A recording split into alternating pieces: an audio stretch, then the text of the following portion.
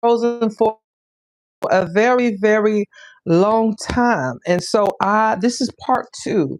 Part two of you've already paid the price. So why are you still acting like you owe?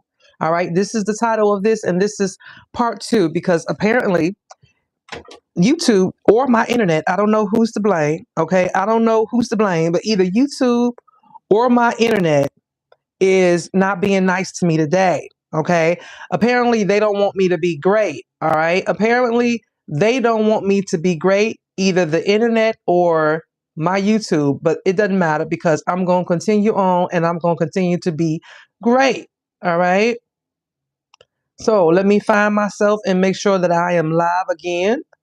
And then we can keep on going. We can keep on going. Hold on, let me make sure I'm live before I start talking again, because I don't want no more of this good old content to get lost, baby. I don't want none of this good old content to get lost. There we go. Okay, I'm back on. I'm back on. None of this good old content. Okay, I'm back on. Okay, I'm back on. So if you caught part one, this is part two. You already paid the price, so why are you still acting like you owe? That is where we at. And so I don't know where I got lost at, or where the live went haywires in terms of me being frozen, right?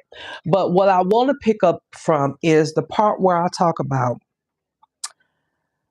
we are in this place in our lives where we don't owe anybody anything. We don't have to wait on permission.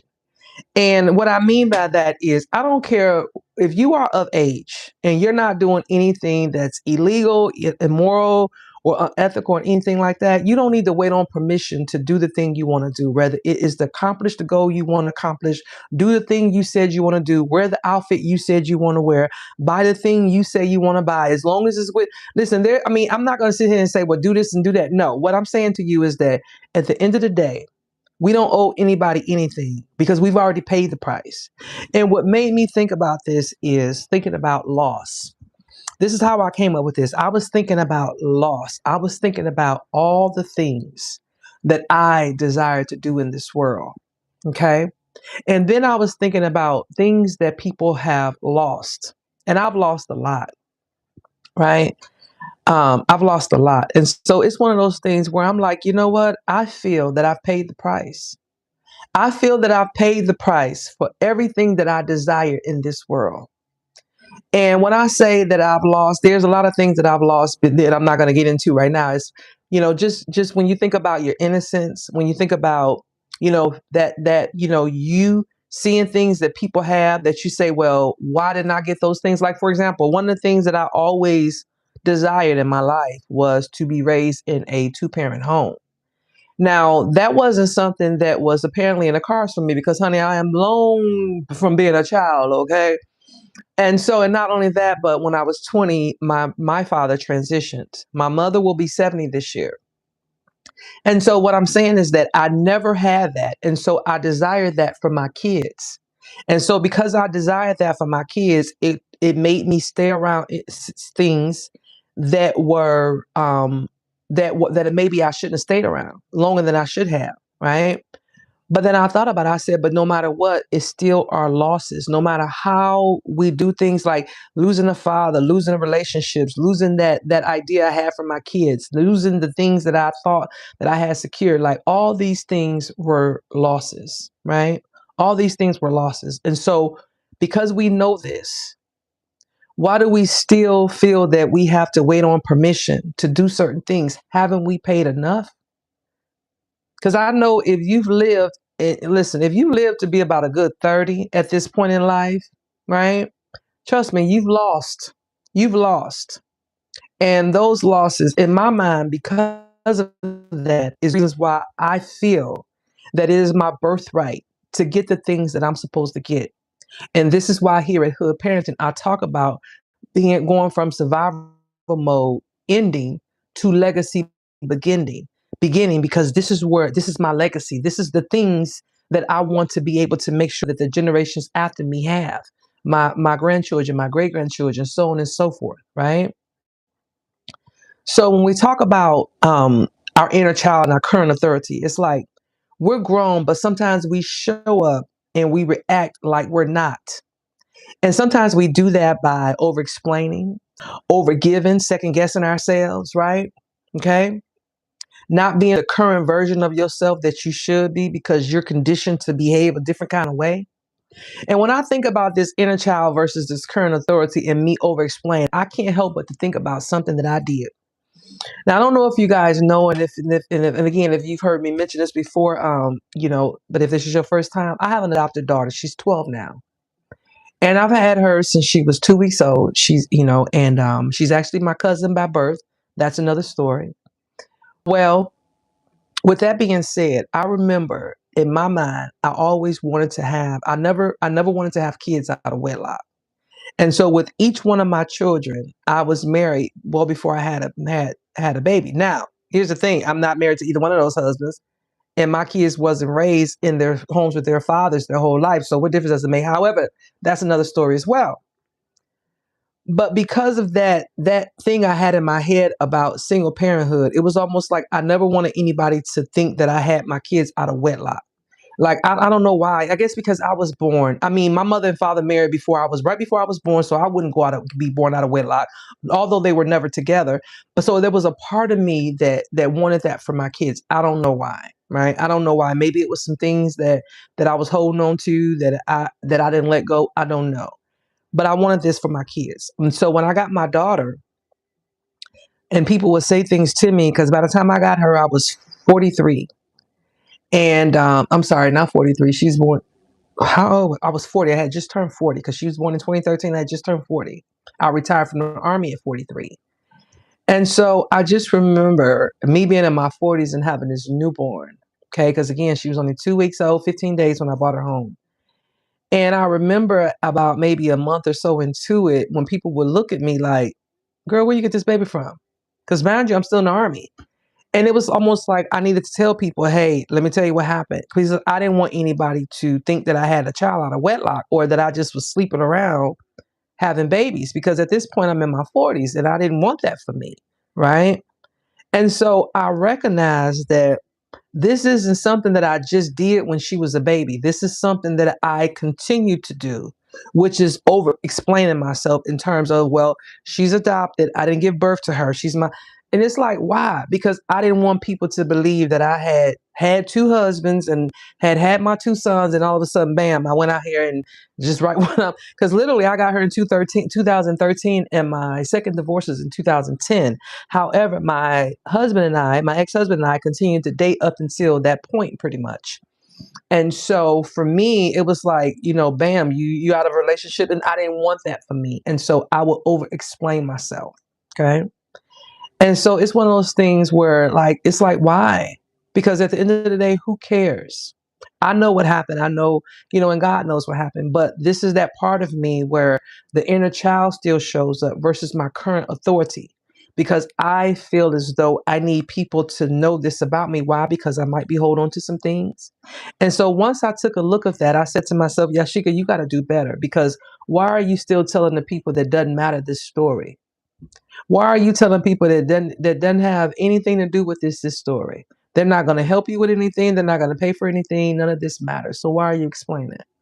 Right. And so that was something that I had to really, really think about and pray about and try to get away from, because I knew that it didn't look good. And I knew that people were probably thinking, why are you telling me this? And then on top of that, I don't need her feeling a certain kind of way. Okay. And so another part is, when you think about where we are in this life, we all have already paid for the version of us that we desire to be, right? And whether we pay through pain, suffering, making hard decisions, or hard lessons that we had to learn.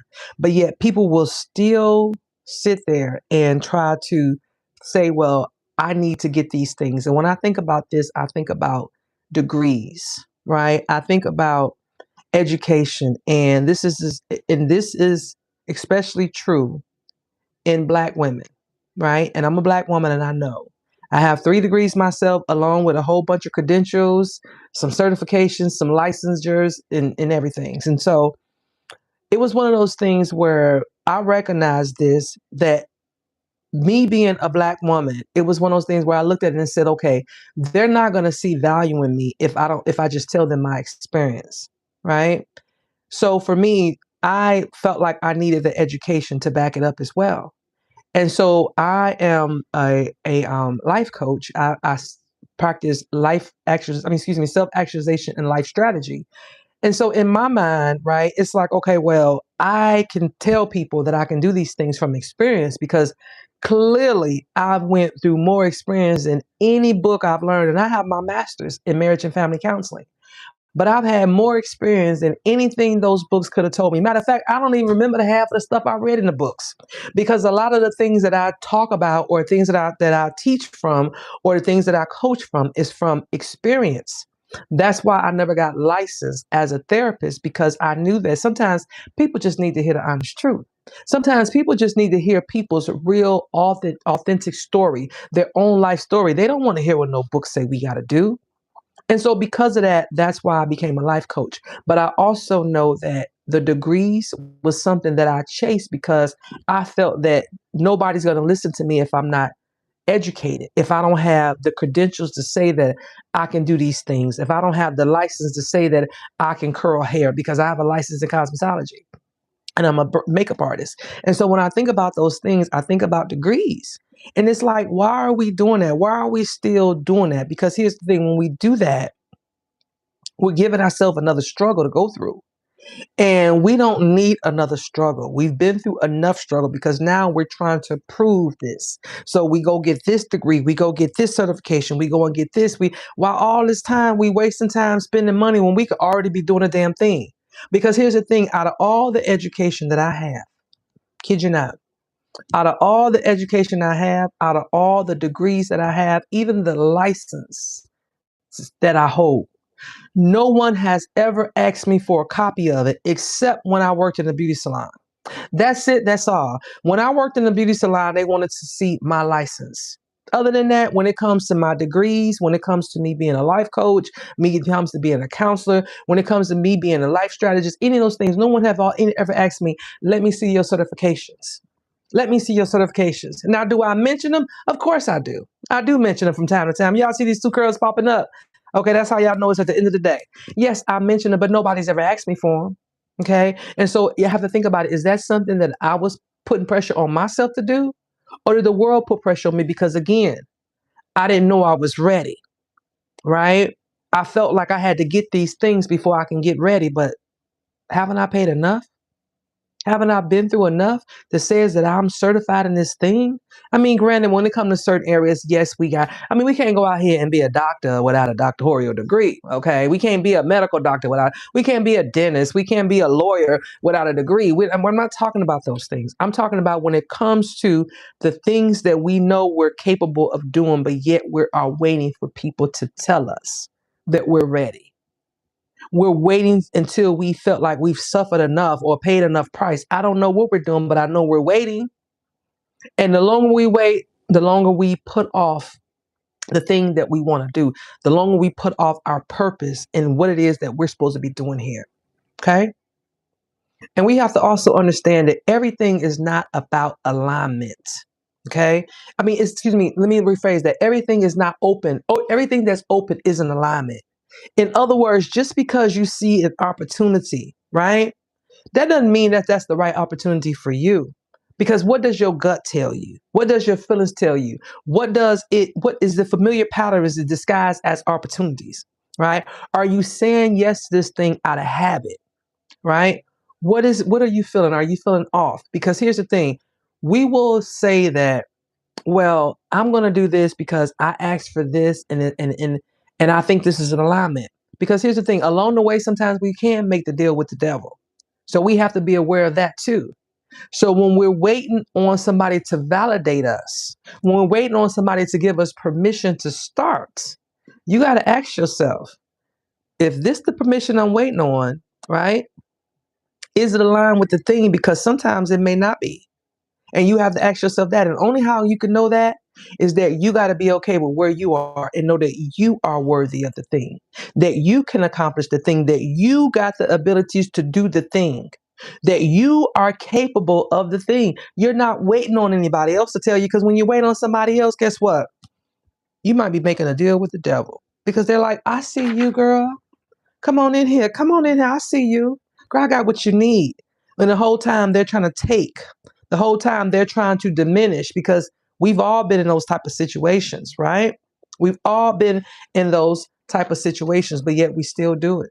We still go ahead and we say, okay, I saw the red flags. I did. I saw the red flags. I knew I shouldn't have done it, but I thought that because I asked for this, this was an alignment. Because why? I was waiting on somebody to give me permission. I was waiting on somebody to validate me. I was waiting on somebody to tell me I was good enough to do the thing. I was waiting. And see, while you sitting around here waiting, somebody is saying, you know what? They don't know their gift. They don't know what they're capable of.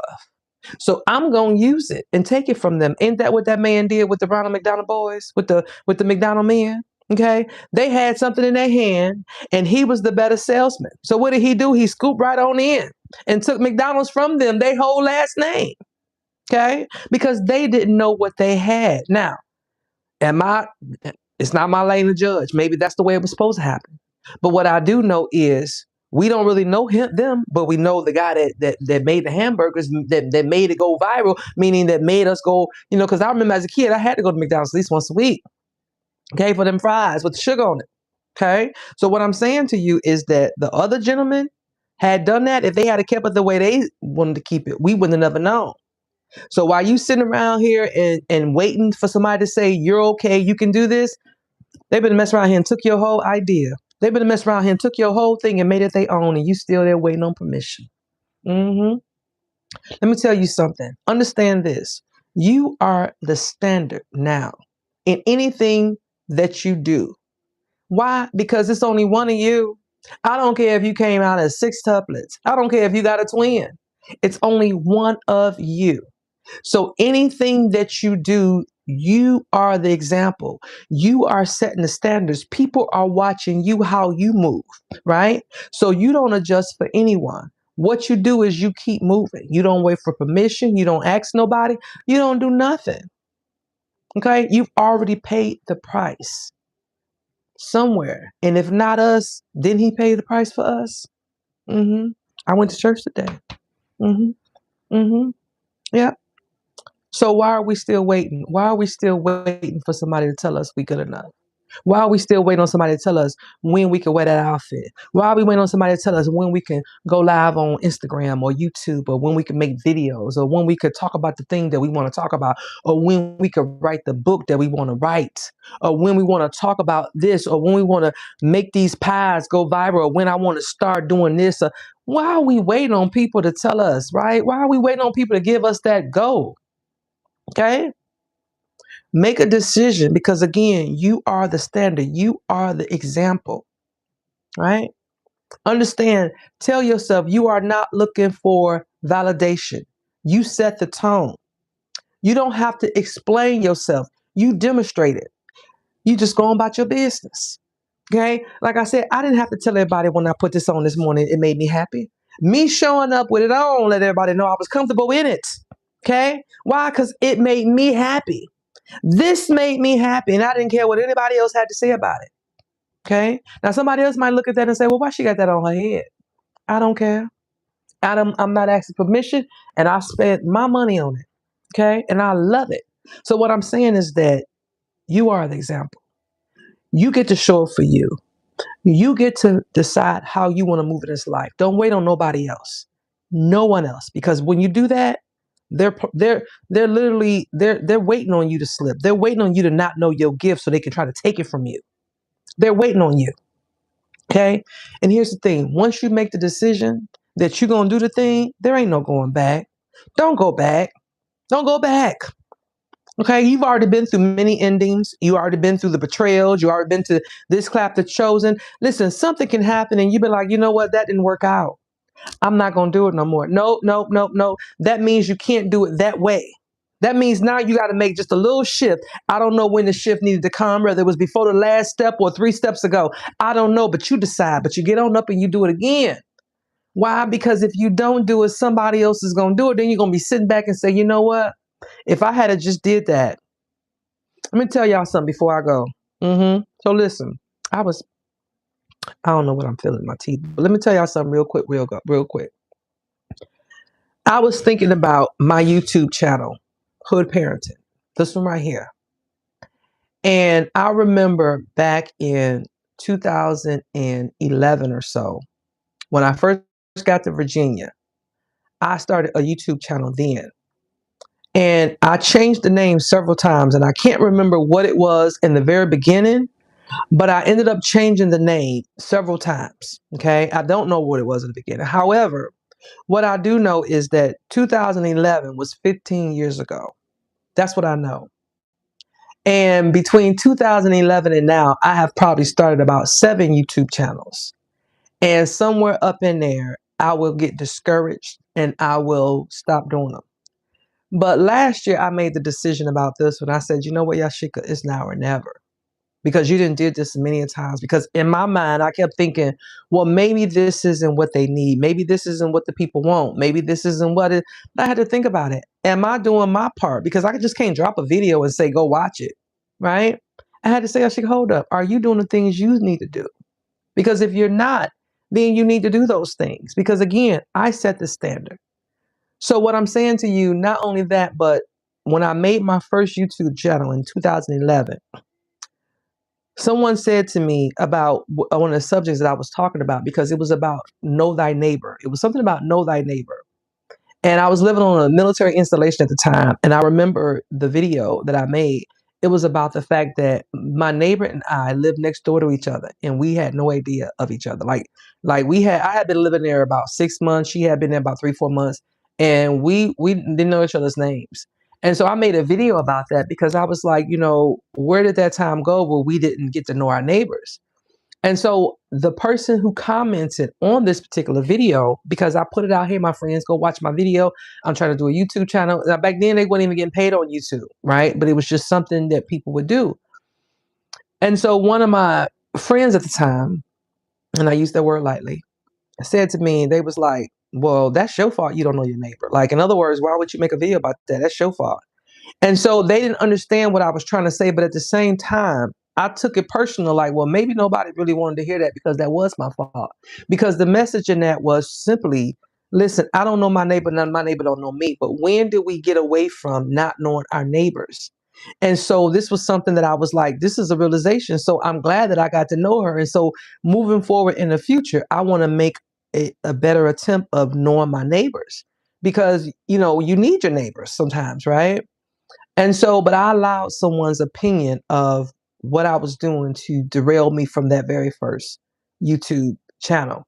And so it wasn't until about 4 or 5 years later, around 2015, 16, around the time I was retiring somewhere up in there, that I decided to try it again. Right. And then I think, and so what I'm saying is, because of what someone said, I allowed them, I took that, because in my mind, I was like, maybe nobody wants to hear that. But they didn't understand it, and it was okay, because what's for you is for you. And the people that will find you, that's supposed to find you, your people, they will find you. But what I'm saying to you, don't let anybody else tell you what you're capable of. Don't wait on anybody else to give you permission, right? As long as you're not doing anything that impacts anybody else physically, emotionally, morally, or whatever, do your thing, okay? Do your thing, and don't let anybody tell you anything different. And so listen, I hope that although we had some malfunctions in our technical issues today, although I started on time. Okay, I started on time, but there was some technical issues. And so I'm going to have to make sure that I put those videos together. But listen, I hope that you guys got something from this. And the moral of the story of all this is, listen, you've already paid the price. You don't have to prove anything to nobody else. You don't have to wait for no permission from nobody. You get to do whatever you want to do in this life. We only got one time at this thing called life. I was telling somebody the other day, when I get to heaven, when I'm in my 80s, baby, I want to slide into there. I want to slide in there. Baby, I want to be like, woo. Baby, that was a good old ride. I want to know that was a good old ride. I want to know that I did all the things that I supposed to do this lifetime. That's what I want. I want to make sure I did all the things. I don't want to have no regrets. And you shouldn't either. And so if you that person that's been waiting for somebody to give you permission to do something, waiting until you're ready, listen, if it's in your heart, if it's in your spirit, if it's in your soul, you already ready. All you got to do is just do the damn thing. That's it. That's all. Just do the damn thing. You don't owe nobody nothing. And it may not even, listen, even if it don't go the way you want it to go initially, because we don't know what we don't know. We don't know, we don't know. We're setting the standards. Didn't I say that? We don't know, we don't know. You do something, sometimes you got to do it again. Ain't that how the name 409 got 409? It took them 409 times to get the recipe right, the formula right. It took them 409 times to get the formula right. And so that's why they named that particular formula 409. And so what I'm saying to you is that, listen, if nothing else, you learn a way not to do it, but you don't let somebody else tell you not to do it. Okay.